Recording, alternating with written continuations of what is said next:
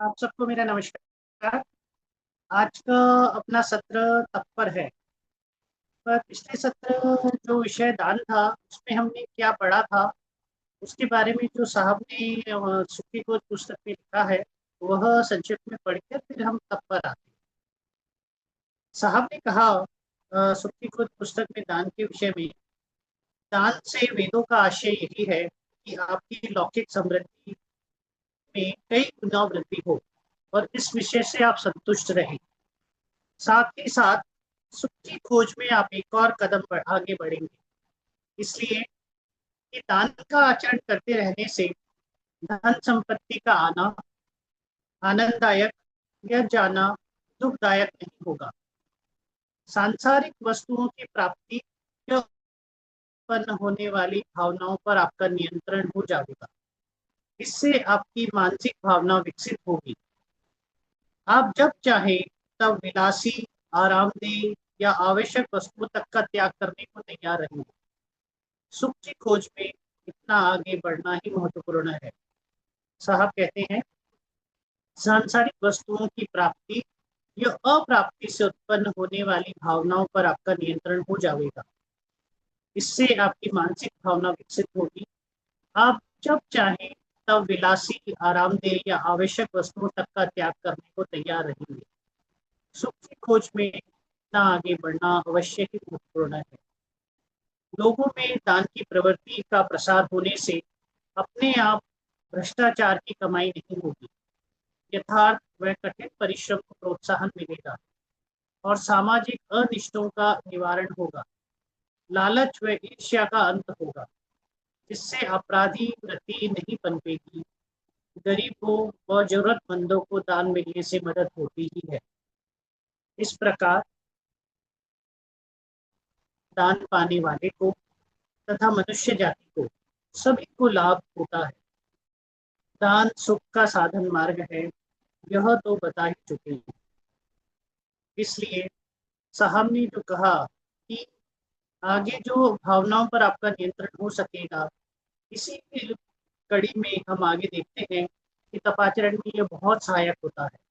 क्योंकि आपको किसी चीज का आना, किसी का छोड़ना, सांसारिक वस्तुओं को का त्याग करना, यह सब कुछ आपको विशेष आपके मन को प्रभावित नहीं कर पाएगा अगर हम धर्म धर्म की जो तरीका है दान का उसका हम पालन करने लगे तो, क्योंकि यह तब में बहुत अधिक सहायक होता है। साहब सुख की खोज पुस्तक में लिखते हैं, सुख प्राप्त किया यानी आनंद, इच्छा शक्ति, विजय, पूर्णता का, कृपा का अक्षय भंडार है। सुख प्राप्त किया यानी व्याकुलता, निर्बलता, बंधन व दुविधाओं का अस्तित्व विहीन किया। सुख प्राप्त किया का तुल्यार्थ शब्द ज्ञान है। सुख प्राप्त किया का तुल्यार्थ शब्द सत्य भी है। तो जो धर्म के पहले दो अंग हैं वो हमारी सांसारिक इच्छाओं की पूर्ति के लिए है, और आने वाले जो तीनों अंग हैं, तप, कर्म और स्वाध्याय, वो सुख की खोज के अंदर हमारे लिए बहुत महत्वपूर्ण है। इसलिए सुख क्या है इसके बारे में हमने जाना। और सुख, जैसा साहब ने कहा है कि प्रत्यक्षीकरण तक का रास्ता सुख है, और यह ऐसा है जो शाश्वत है, जो जब कभी आता है तो वापस नहीं जाता है। आप सदैव के लिए सुखी हो जाते हैं अगर आप धर्म का आचरण करते हैं तो।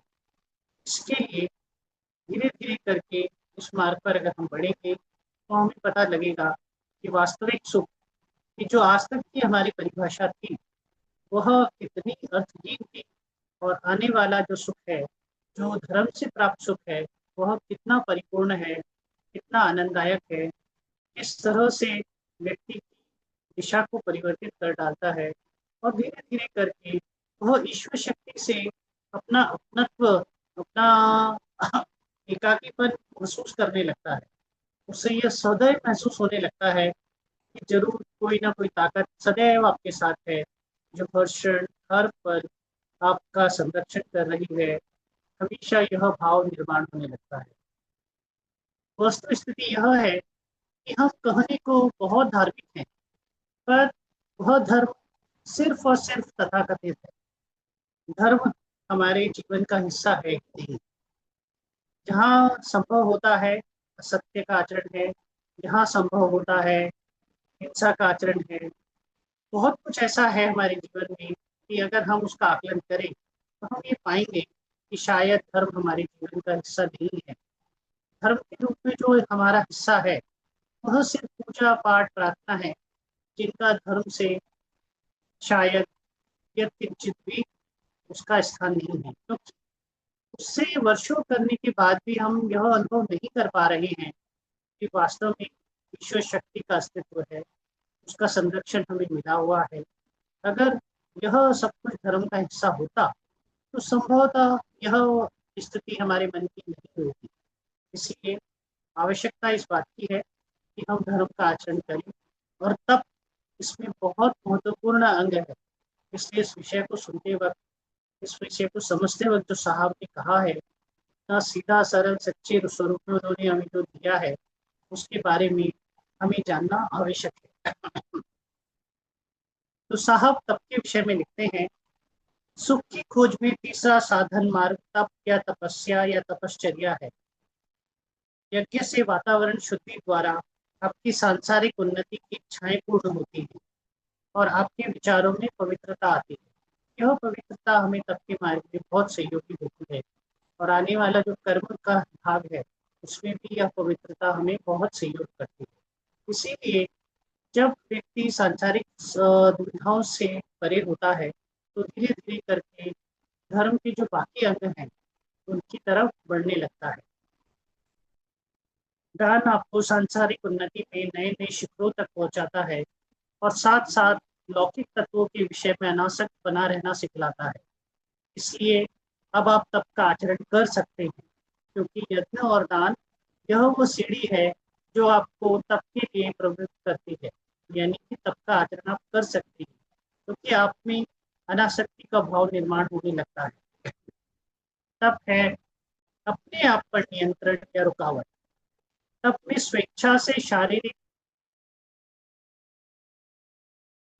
तप में स्वेच्छा से शारीरिक और मानसिक तनाव को नियंत्रित करना है, और नित्य नियमित आचरण द्वारा उस तनाव को अपनी आदत बना लेना है। और नित्य नियमित आचरण द्वारा उस तनाव को अपनी आदत बना लेना है। हम इसको इस तरह से भी समझ सकते हैं। एक साहब ने एक बार कहा था कि हम जब किसी अंग का आचरण कर रहे होते हैं तो उसमें वो पांचों अंग अपने आप ही सम्मिलित होते हैं। जैसे कि जब हम अग्निहोत्र का आचरण कर रहे हैं तो यह एक नियमित पद्धति है। नियमित पद्धति है मतलब जैसा तब में हमने देखा कि नित्य नियमित आचरण द्वारा यहाँ पर वो दैनिक का हिस्सा है, दैनिक यज्ञ है, तो यह हमारा तपाचरण हुआ। दान कैसे हुआ? जब हम कहते हैं इदम ना ममा, जो कुछ है वो तेरा है, हमारा कुछ नहीं है, तो यह जो प्रवृत्ति है, यह देने का जो भाव है, कि हमारा तो कुछ वैसे नहीं है, जो कुछ हमें दिया गया है वह आपकी कृपा से हमें मिला है, तो यह दान का स्वरूप है। एक निश्चित नियमित समय पर, जैसे कि तपाचरण में है कि निश्चित नियमित समय पर हमें तप करना है और तप का आचरण करना है। तो सूर्योदय में सूर्यास्त का जो समय है, उस समय पे जब हम अग्निहोत्र करते हैं तो वो तपाचरण हो ही गया। यज्ञो ही श्रेष्ठतम कर्म, ऐसा वेद कहते हैं। यज्ञ से बड़ा श्रेष्ठ कर्म कुछ नहीं है, इसलिए कर्म तो ये हो गया। और स्वाध्याय कैसे? जब हमारा कुछ नहीं है तो हम किसके हैं, हमारा अस्तित्व क्या है, उस ईश्वर शक्ति का इससे क्या संबंध है, इस पर जब विचार हम करने लगते हैं तो यह स्वाध्याय हो गया। हमें अपने बारे में जानना और उस परम शक्ति के बारे में जानने के प्रति जागरूक होना, यह स्वाध्याय होगा। इसलिए जब भी हम किसी अंग का पालन करते हैं तो स्वतः ही हम पांचों अंगों का पालन करने लगते हैं। इसीलिए एक अंग से हम शुरुआत करते हैं तो धीरे धीरे करके पांचों अंगों को पूर्ण रूप में हम करने के लिए प्रवृत्त होने लगते हैं। तो साहब कहते हैं, परंतु तब का वास्तविक अर्थ पता न होने से उसके बारे में लोगों में भ्रामक कल्पनाएं फैली हुई हैं। तब के नाम से लोग दूर भागते हैं। उन्हें इस विषय में जो भी मालूम है वह यही है कि तप में बहुत सी कठिनाइयां का सामना करना पड़ता है। इसके लिए बहुत सी तैयारी जुटानी पड़ती है इत्यादि। इस कारण कोई कोई तो तप करना असंभव है ऐसा मानते हैं। कई लोग यह समझते हैं कि तप करने से पहले से संन्यास ले लेना चाहिए, खास ढंग के कपड़े पहनने चाहिए, गांवों शहरों और मनुष्यों से दूर बना रहना चाहिए, जंगल में कोई स्थान ढूंढकर वहां झोपड़ी बनाकर शारीरिक यातनाएं भुगतनी चाहिए इत्यादि। इस तरह की बहुत ही भ्रामक कल्पनाएं प्रचलित है। यदि तब सचमुच ऐसा ही हो तो कोई भी और मैं भी स्वाभाविक से तब से दूर भागेगा, उसके पास तक ना फटकेगा और तब के बारे में ना सोचेगा, ना पड़ेगा ही। तो साहब कहते हैं कि तब के लिए जो सबसे जरूरी चीज है वह यह है कि उसके अंदर जो भ्रामक कल्पनाएं हैं उनसे हमें दूर भागने की आवश्यकता है। यह बहुत आवश्यक है, क्योंकि हम तब वो नहीं है जैसा कि प्रचलित पद्धति है। इसीलिए हमने एक बार मठ मंदिर की जब चौपाई पढ़ा था तो उसमें साहब ने लिखा था, अपना घर ही तप स्थान है, जगह न कोई अधिक महान है। अगर यह वाक्य कहा गया है तो इसका सीधा सा अर्थ यह है कि जो भी स्थान आप पर आपको दिया गया है रहने के लिए ईश्वर शक्ति के द्वारा, वही स्थान आपके लिए तप के लिए उपयुक्त है। धर्म का आचरण ऐसा ही है, इतना ही विलक्षण है, क्योंकि उसके लिए कहीं कुछ करने की आवश्यकता नहीं है। जो भी उपयुक्त संसाधन है उसमें सारे पांचों अंगों का पालन कभी किसी भी समय शुरू किया जा सकता है और उसको पूर्णतः की स्थिति तक ले जाया जा सकता है। इसलिए किसी भी तरह की नकारात्मकता को स्थान न दें। तब करना उतना ही सहज है जितना कि बाकी अंगों का पालन करना है। पर उसमें नित्य नियमित पद्धति है और उसके अंदर अपने आप को सजग बनाए रखना पड़ता है। जैसे कि अग्निहोत्र करते हैं तो हमें ध्यान रखना होता है कि सूर्योदय व सूर्यास्त का समय ना निकल जाए। इस वजह से वह समय का महत्व दिया जाता है। साहब कहते हैं, परंतु वास्तविकता कुछ और ही है। हमने तीसरे अध्याय में स्पष्टता जान लिया है कि प्रत्येक मनुष्य को सुखी होने का अधिकार है। इसलिए यह तो स्वाभाविक है कि सुख के प्रत्येक साधन मार्ग के आचरण का उसे अधिकार है और कोई भी साधन मार्ग अनावश्यक ढंग से कठिन नहीं बनाया जा सकता। साहब ने साफ साफ कहा है, परंतु वास्तविकता कुछ और ही है। हमने तीसरे अध्याय में स्पष्टता जान लिया है कि प्रत्येक मनुष्य को, यहाँ पे साहब हमेशा जो इस बात का विशेष ध्यान रखें, किसी तरह की संकीर्णता अपने विचारों में ना लाएं। साहब हमेशा मनुष्य की बात करते हैं, किसी वर्ण की नहीं, किसी वर्ग की नहीं, किसी संप्रदाय की नहीं, किसी जाति की नहीं, किसी देश की नहीं, यहाँ तक कि सिर्फ पृथ्वी ही नहीं, यहाँ जहाँ भी मनुष्य है यह सब पर लागू है। प्रत्येक मनुष्य को सुखी होने का अधिकार है। इसीलिए यह तो स्वाभाविक है कि सुख के प्रत्येक साधन मार्ग के आचरण का उसे अधिकार है और कोई भी साधन मार्ग अनावश्यक ढंग से कठिन नहीं बनाया जा सकता। अगर कुछ चुने हुए लोगों को ही सुखी होने का अधिकार होता, तभी पूर्व तैयारियों के अड़चने डालकर मार्ग को कठिन बना दिया जाता। यह बात है कि सारी मनुष्य जाति को सुखी होने का अधिकार है, खुद ही सिद्ध करती है कि सुख के साधन मार्ग सरल ही होने चाहिए। सुख के साधन मार्ग सरल ही होने चाहिए। अब मैं तप आचरण की वास्तविकता आपको बताता हूँ। मनुष्यों की बस्ती से दूर जंगल में जाने की कोई जरूरत नहीं है। वहां आपको हिंसक पशु मिल सकते हैं और अपने पास कोई हथियार न होने से आप भयभीत बने रहेंगे। तब कैसे संभव होगा? तब तब कैसे संभव होगा? साथ ही आप क्या खाएंगे? वहां खाद्यान्नों को कहाँ से लाया जाएगा? पकाएगा कौन? जंगल में जाने की सोचते ही क्यों है? आप जिस घर में रहते हैं आप जिस घर में रहते हैं वही घर तप आचरण के लिए आदर्श स्थान है। वही घर तप आचरण के लिए आदर्श स्थान है।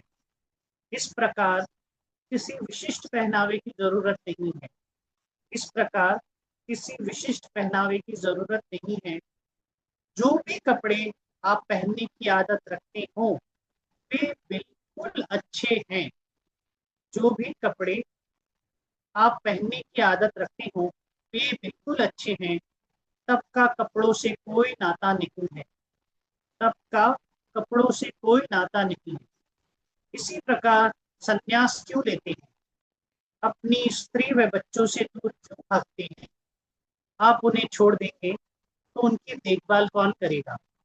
वे तो कभी कभी तप के आचरण में सहायक हो सकेंगे, परंतु किसी भी हालात में वे तप में बाधक नहीं है। वे तो कभी कभी तप के आचरण में सहायक हो सकेंगे, परंतु किसी भी हालत में वे तप में बाधक नहीं है। तो फिर उनकी ओर से या जिस समाज के आप हो उस समाज की ओर के आपके कर्तव्यों व उत्तरदायित्वों से दूर भागते हैं। संन्यास कोई अर्थ नहीं रखता जब तक कि वह पूर्ण ढंग का ना हो, और पूर्ण ढंग का संन्यास लेना तो सहज में संभव ही नहीं है। तो उसका प्रयत्न ही क्यों करते हैं? दुनिया में दुनिया के बनकर रहिए। दुनिया में दुनिया के बनकर रहिए। तब से आप दुनिया के एक महत्वपूर्ण अंग बन सकेंगे। साहब कहते हैं, तब से आप दुनिया के एक महत्वपूर्ण अंग बन सकेंगे। इसका मतलब यह नहीं कि मैं सन्यास का विरोधी हूँ। मुझे जो बताना है वह यही है कि तप के आचरण के लिए सन्यास की जरूरत बिल्कुल नहीं है। तप के आचरण के लिए सन्यास की जरूरत बिल्कुल भी नहीं है। अपने घर में रहते हुए अपने परिवार, नाते रिश्ते और मित्रों के बीच बने रहकर अपनी सारी सांसारिक जवाबदारियां संभालते हुए अपने व अपने आश्रितों की निर्वाह योग्य कमाई करते हुए जो तप आचरण होगा वह आदर्श तप होगा, और इसीलिए थोड़े ही काल में अधिक परिणाम कारक होगा। तप का वास्तविक स्वरूप यही है। इसलिए चाहे जो और बगैर किसी अपवाद के प्रत्येक मनुष्य तत्काल ही तप शुरू कर सकता है। यह साहब ने बहुत महत्वपूर्ण पैरा कहा है। इसको वापस पढ़ते हैं। अपने घर में रहते हुए अपने परिवार, नाते रिश्ते और मित्रों के बीच बने रहकर अपनी सारी सांसारिक जवाबदारियां संभालते हुए अपने व अपने आश्रितों की निर्वाह योग्य कमाई करते हुए जो तप आचरण होगा वह आदर्श तप होगा, और इसीलिए थोड़े ही काल में अधिक परिणाम कारक होगा। तप का वास्तविक स्वरूप यही है। इसीलिए चाहे जो और बगैर किसी अपवाद के प्रत्येक मनुष्य तत्काल ही तप शुरू कर सकता है। तप के आचरण के लिए पुरुष, संप्रदाय, जाति व इत्यादि की कोई भी बाधा नहीं है। तप के आचरण के लिए स्त्री, पुरुष, संप्रदाय, जाति व इत्यादि की कोई भी बाधा नहीं है। कोई भी मनुष्य जीवन के किसी भी क्षेत्र में बना रहकर तप कर सकता है। कोई भी मनुष्य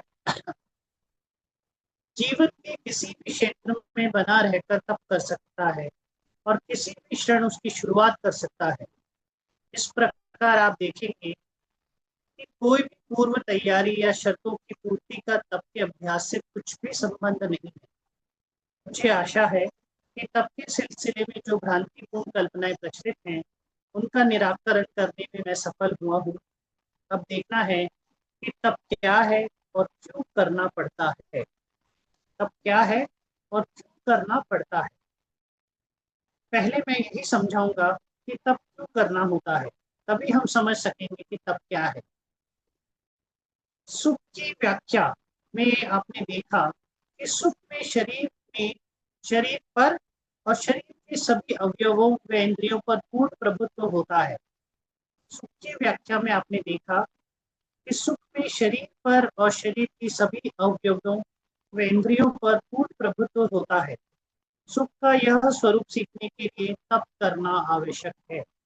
सुख का यह स्वरूप सीखने के लिए तप करना आवश्यक है। तब के आचरण से आप शरीर और मन के स्वामी बनेंगे।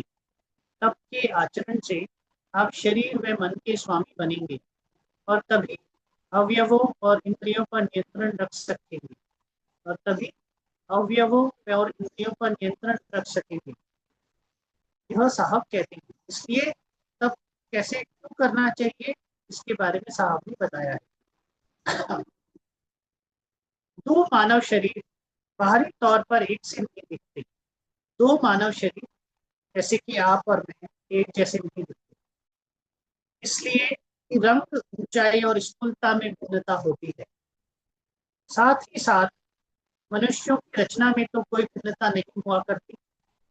प्रत्येक पूर्ण शरीर में दो पैर, दो हाथ, पेट, कान, नाक, सिर इत्यादि अवश्य ही होने चाहिए। प्रत्येक पूर्ण शरीर में दो पैर, दो हाथ, पेट, कान, आंखें, नाक, सिर इत्यादि अवश्य ही होने चाहिए। इस बनावट में कोई भी किसी भी प्रकार का फर्क नहीं है। इस बनावट में कोई भी किसी भी प्रकार का फर्क नहीं है। शरीर को जिंदा बनाए रखने के लिए जो निम्नतम आवश्यकताएं हैं, उनमें भी कोई फर्क नहीं है, जैसे खाना, पीना, आराम, काम, सोना वगैरह। प्रत्येक शरीर को ये काम रोज ही करने होते हैं। इनमें कोई परिवर्तन नहीं हुआ करता। इनमें कोई परिवर्तन नहीं हुआ करता।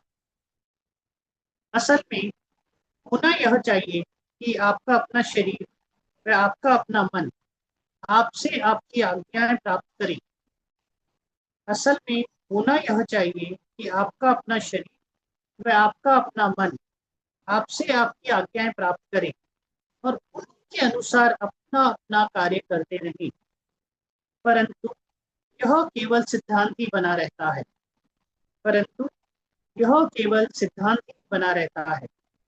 प्रत्यक्ष व्यवहार में तो आप अपने शरीर और मन के सेवक बनकर उसकी आज्ञाओं का पालन करते रहते हैं। प्रत्यक्ष व्यवहार में तो आप अपने शरीर व मन के सेवक बनकर उसकी आज्ञाओं का पालन करते रहते हैं। शरीर को एक विशिष्ट ढंग से या एक खास तरह के रहन सहन की आदत पड़ जाती है। शरीर को एक विशिष्ट ढंग से या एक खास तरह के रहन सहन की आदत पड़ जाती है।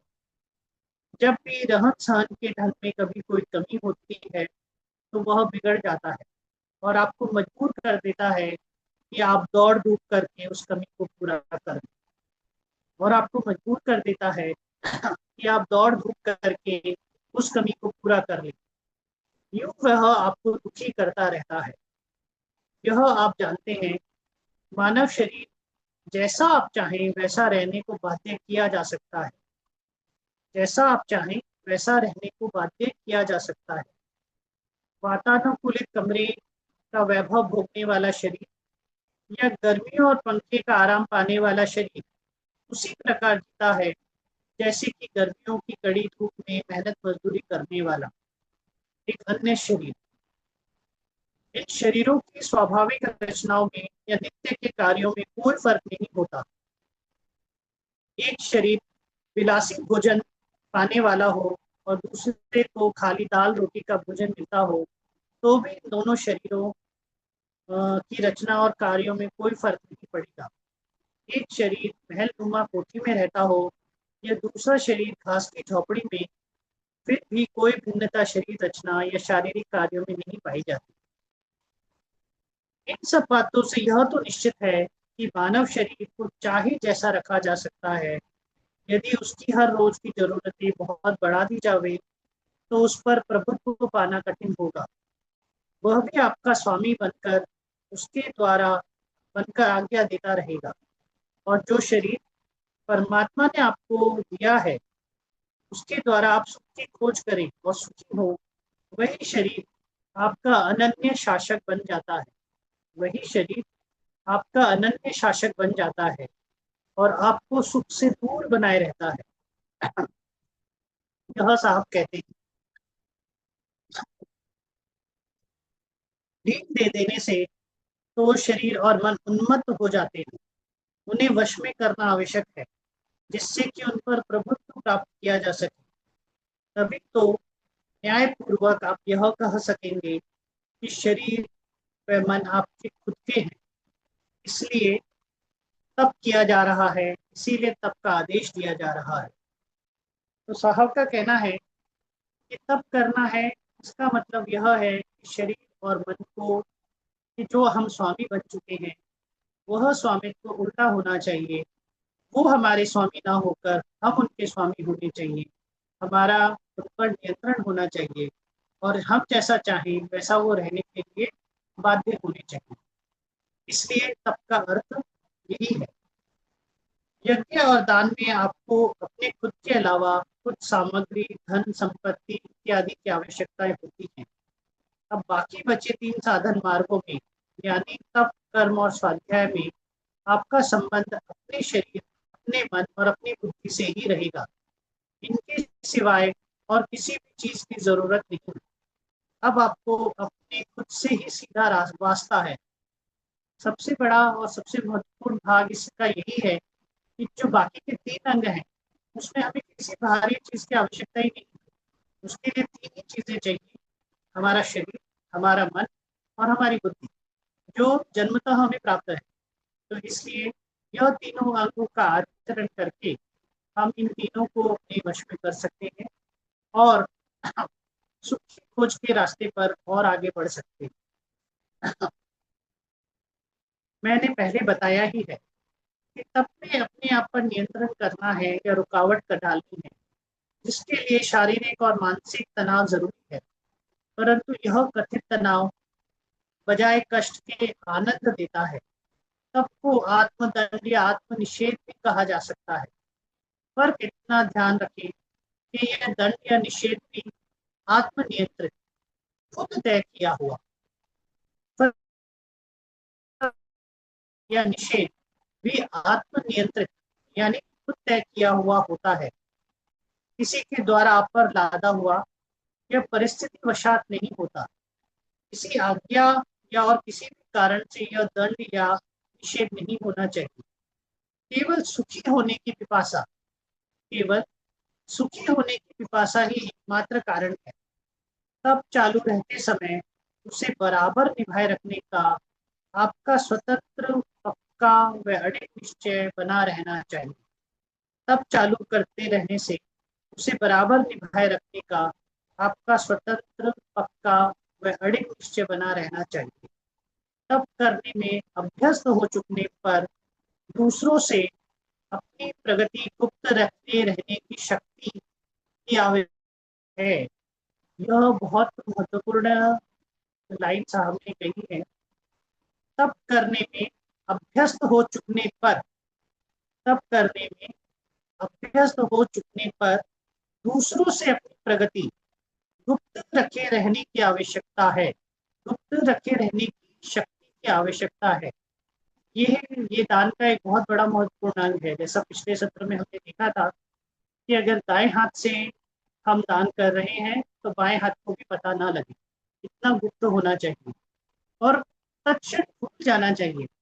एक बार का बात है, आदरणीय संचालिका जी ने बताया था कि तब से जो शक्तियों का हम अनुभव करते हैं या हमको लगता है कि हमें ईश्वर ने दी है, वो प्रदर्शन करने की चीज नहीं है और वो किसी तरह से उपयोगी भी नहीं है। उनका सिर्फ एक ही उपयोग है कि आने वाला जो मार्ग और थोड़ा कठिन होने वाला है, उसमें वह सहयोग करती है, एक सीढ़ी की तरह काम करती है।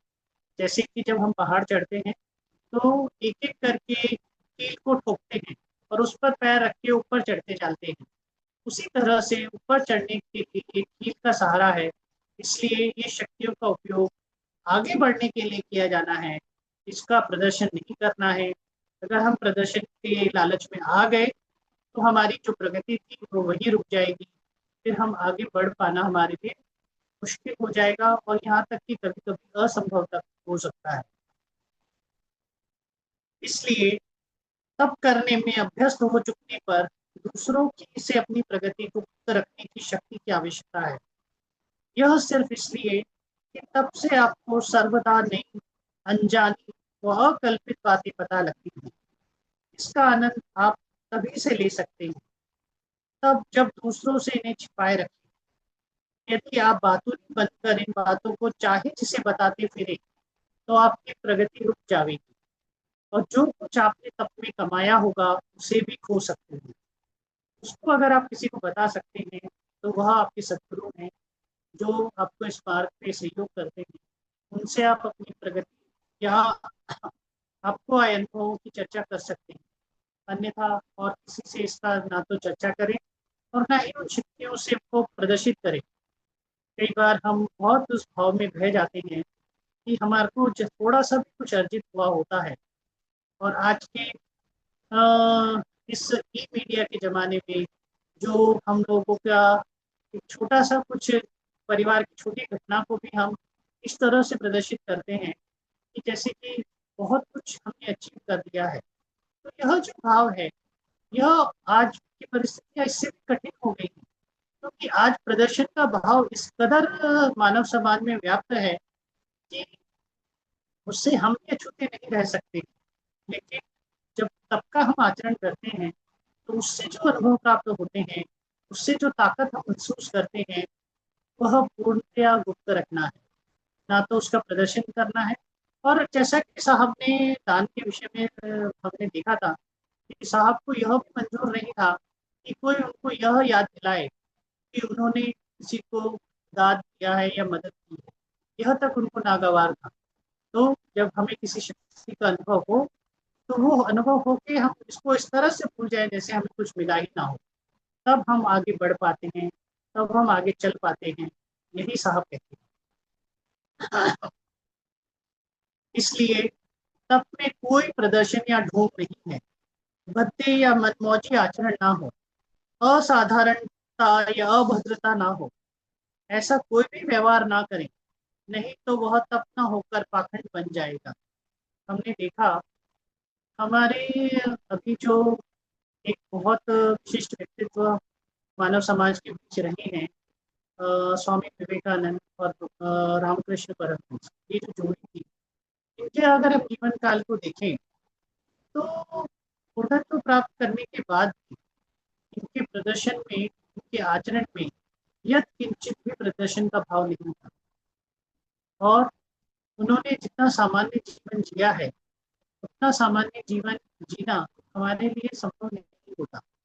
लेकिन क्योंकि जब ये धर्म के मार्ग पर होते हैं और तो उनका जीवन देखकर हमें यह महसूस होता है कि वास्तव में धर्म क्या देता है। धर्म आपको और गहरा करता चला जाता है, लेकिन बाहर से आप वही सामान्य व्यक्ति बने रहते हैं और अंदर से गहरे और गहरे और गहरे होते चले। ऐसा कोई भी व्यवहार ना करे, नहीं तो वह तपना होकर पाखंड बन जाएगा। इसलिए सावधान रहें। यह भी जान लें कि घृणा, निराशा या क्रोध वशात तप शुरू ना हो। घृणा, निराशा या क्रोध वशात तप शुरू ना हो। ऐसा तप तो तप नहीं है। ऐसा तप तो तप नहीं है। इसलिए कि तप तो धीमे धीमे स्थिर तथा क्रमबद्ध रूप से चालू हो रहना होता है। तप के बारे में कुछ भी बेढंगा ना हो, नहीं तो योग्य प्रकार से तप करते रहना कठिन होगा। तप का आचरण नित्य हो, नियमित हो, इसमें अपवाद है किसी एक दिन वास्तविक असंभवता का। कभी कभी किसी कारण से अगर आपका तपाचरण, जैसे आपने ध्यान करने की नियम लिया, बहुत सारे लोग जब साहब के द्वारा बताए हुए तपाचरण के बारे में पढ़ते हैं तो अपने जीवन में बहुत सारे परिवर्तन करते हैं। कुछ लोगों को नियमित ध्यान का आचरण करते हुए हमने देखा है, कुछ लोगों को अन्न पर नियंत्रण करते देखा है, कुछ लोगों को वस्त्र के आचरण पर नियंत्रण करते देखा है। वह सब इसलिए क्योंकि हमारा शरीर और मन पर नियंत्रण हो, यह उसके लिए एक कसौटी जैसा मान लीजिए, एक पद्धति जैसा मान लीजिए। बहुत सारे लोगों को बहुत सारे नियम अपनाते देखा है। कुछ लोग नियम लेते हैं कि वो सिर्फ इस समय भोजन करेंगे, कुछ लोग नियम लेते हैं कि वह सिर्फ सादा भोजन ही किया करेंगे, कुछ लोग मिठाई नहीं खाने का नियम लेते हैं। तो ऐसे बहुत सारे नियम तपाचरण के अंतर्गत साहब की पुस्तकें पढ़कर लोग करते हैं और धीरे धीरे करके उसमें प्रगति करने लगते हैं। तो इसलिए हमने इसीलिए कहा है तप तो धीमे धीमे स्थिर और क्रमबद्ध रूप से चालू रहना होता है। तप के बारे में कुछ भी बेढंगा ना हो, नहीं तो योग्य प्रकार से तप करते रहना कठिन होगा। तप का आचरण नियत हो, नित्य हो, नियमित हो, इसमें अपवाद है। किसी दिन वास्तविकता का असंभव होता है।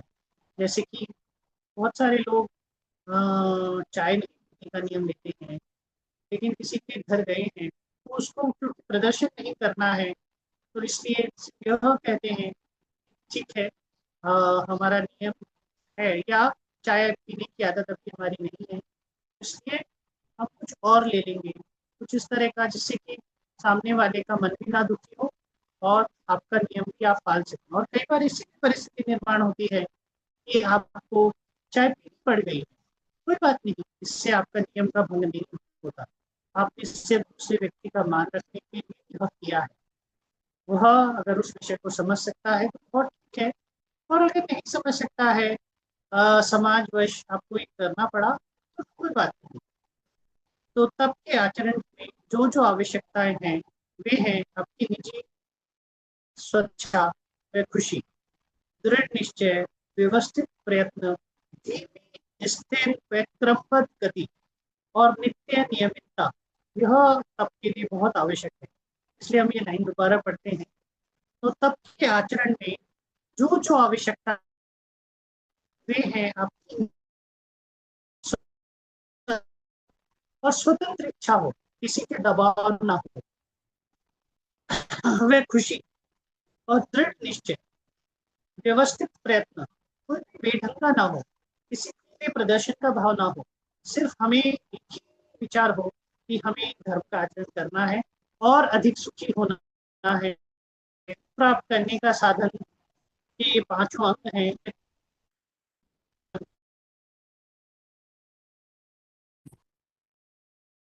प्रयत्न हो, धीमी स्थिर व क्रमबद्ध गति हो और नित्य नियमितता हो। जिन बातों की कोई जरूरत नहीं है उन्हें है ढोंग, दिखावा, प्रदर्शन व अस्थिर मन, यह सब अच्छी तरह ध्यान रखें। इस तरह तप में से जिन जिन वस्तुओं व आदतों से आप लिप्त थे, उनके प्रति धीमी तथा स्थिर अनासक्ति होती है। जो आप करते थे या कर रहे हैं उसे धीरे धीरे छोड़ना होता है। धीरे धीरे अपने आप को अपने आप में केंद्रित कर लेना है। इसका कोई उदाहरण देना सरल नहीं है, सिर्फ इसलिए कि जो एक के लिए तप हो सकता है वह दूसरे के लिए भी तप हो, तप ना हो। तभी तो तप एक व्यक्तिगत कार्य है। वह हर मनुष्य के लिए अलग प्रकार का होता है। साधारण प्रकार से जो मैं समझता हूँ वह यही है कि यदि आप विलासी ढंग का जीवन व्यतीत कर रहे हो तो धीरे धीरे उन विलास सामग्रियों का उपयोग कम करते जावें जिनकी शरीर को आपकी आदत पड़ गई है, या फिर उन चीजों का त्याग ही कर दे। यदि आपका शरीर आरामदेह चीजों का अभ्यस्त हो चुका है तो धीरे धीरे उन्हें कम करते जावें और केवल आवश्यक चीजें ही शरीर को दे। यदि आपके शरीर को केवल आवश्यकता ही प्राप्त होती है, यदि आपके शरीर को केवल आवश्यकता ही प्राप्त होती है, तो उन्हें भी इतना कम करें कि जितना शरीर को जिंदा बनाए रखने के लिए काफी हो। यदि केवल कम से कम आवश्यक चीजें ही शरीर को मिल रही हैं, जैसे अन्न, वस्त्र और आश्रय, और कुछ भी नहीं, तो भी खाने के पदार्थों और कपड़े के जोड़ों में कमी करें। यही कारण है वन एक मिनट सार्वजनिक उदाहरण नहीं दिया जा सकता, क्योंकि कोई भी दो मनुष्य चाहे एक सी आमदनी की क्यों ना हो, उनकी रुचि व आदतें एक सी नहीं होती। यह याद रखें कि यह सब काम करना या छोड़ना या त्याग धीरे धीरे एक एक कर और बहुत ही ढंग से होना चाहिए। एकदम बहुत सी बातें या आदतें ना छोड़े, आप बिल्कुल असफल हो जा। सब काम करना या छोड़ना या त्याग धीरे धीरे एक एक कर और बहुत ही ढंग से होना चाहिए।